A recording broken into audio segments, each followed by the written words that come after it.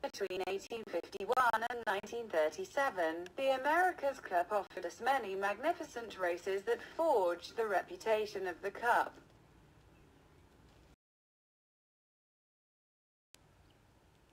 The matches of 1901 were particularly disputed between Shamrock II, the new Sir Thomas Lipton boat designed by George Lennox Watson, and Columbia, already winner in 1899, a drawing by Nat Herreshoff.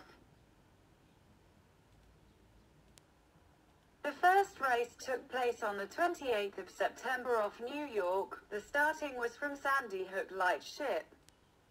The following comments are from the New York Times article published the day after the race. Columbia defeated Shamrock yesterday in the first of the races for the America's Cup in the finest light weather contest in the history of the Blue Ribbon of the Sea. It was a battle royal from start to finish, and while the challenger lost, she covered herself with glory by leading the defender in the 15-mile beat to windward. The race in detail. When the regatta committee's boat, the Big Tug Navigator, arrived at the starting point, she hoisted the international code letter C, which signified that the race would be 15 miles to windward or leeward and return. Columbia went on the starboard tack about 300 yards south of the lightship. Shamrock followed her. Columbia was a little higher than Shamrock and going faster. The consequence was that she arrived at the line too soon. She bore away towards Shamrock, but, being ahead of her, crossed her bows, the result being that Shamrock luffed out across her stern and took the weather berth. This photograph from the Detroit Publishing Company collection illustrates this decisive moment.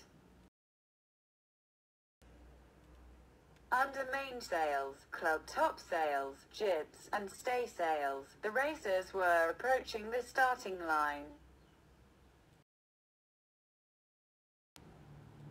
Here is one of the Richard Lane's powerful portraits of past America's Cup races. At this critical instant the starting signal was given, and Shamrock sped across the line in the smoke of the whistle. They had crossed the line 2 seconds apart, Shamrock at 11 hours 0 minutes and 14 seconds, and Columbia at 11 hours 0 minutes and 16 seconds. Columbia tried to luff out on Shamrock's weather quarter, but could not do so, but she was bothering Shamrock by being so close to her, and so Shamrock went on the port tack at 11 hours 1 minute and 15 seconds. Columbia followed at 11 hours 1 minute and 45 seconds. On the port tack, they both pointed equally well and showed about the same angle of heel.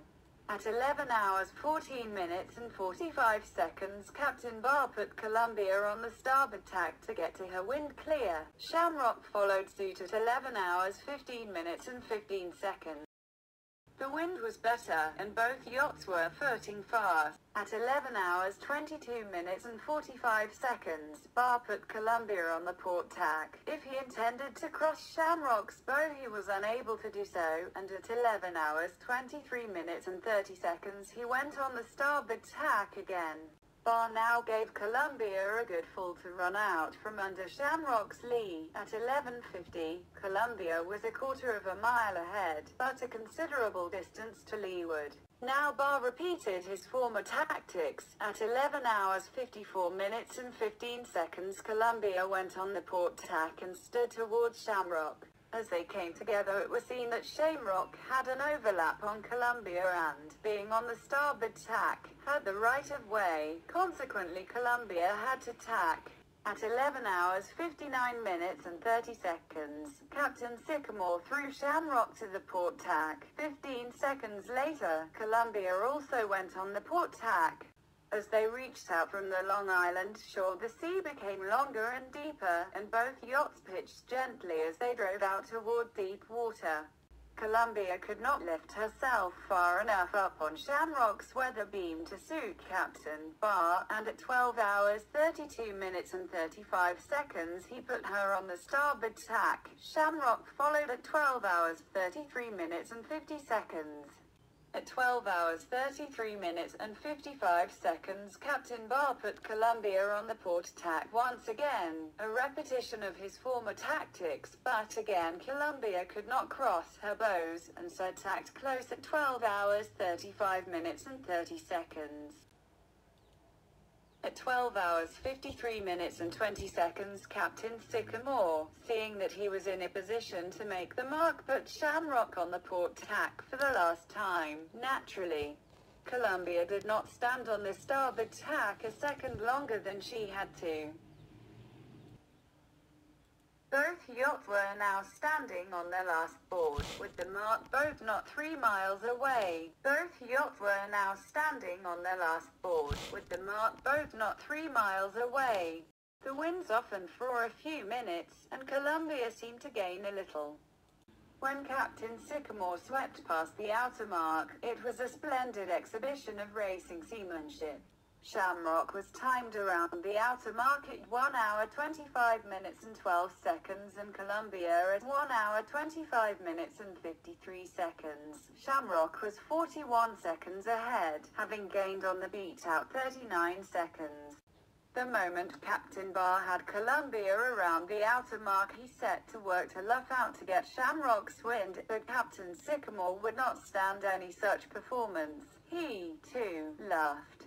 Shamrock had her spinnaker boom down and the sail up in stops at 1 hour 27 minutes and 45 seconds, just 2 minutes and 33 seconds after rounding the mark. Columbia was ready with hers at almost the same time. At 1:30 Columbia made a feint of squaring away for the run home, as Barr luffed again. Sycamore was ready for him and luffed too, and so the great bluff of the spinnaker failed to work. At 1:31 Columbia gave it up, and, squaring away for home, broke out her spinnaker to the head. Sycamore followed suit. Columbia broke out her balloon jib topsail at 1 hour 35 minutes and 50 seconds. Shamrock took in her staysail and broke out her balloon jib topsail at 1 hour 36 minutes and 50 seconds. And now began the final shift in this panoramic yacht race, a shift which was to land the victory, to the amazement of every spectator who knew anything about yachting. Columbia, in spite of her smaller sail area, began to draw up towards Shamrock, and at 1:46 was on even terms with her. At 1:48 she had drawn ahead. She had her crew all around her mast, while Shamrock's were all aft near the taffrail. Some beautiful photos testify of this very close finish.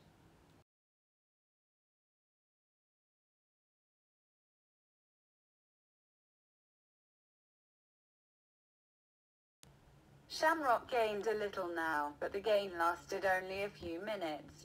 Barr trimmed his ballast by calling a few men aft, and then Columbia began to move faster. Shamrock at once began to drop astern, and in a very few moments there was as much open water between them as there had been when Columbia first went ahead.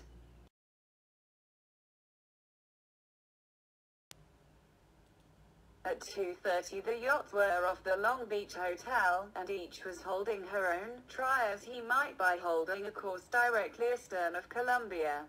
Captain Sycamore could not draw up to her with his gold boat. It was a foregone conclusion that Columbia would win.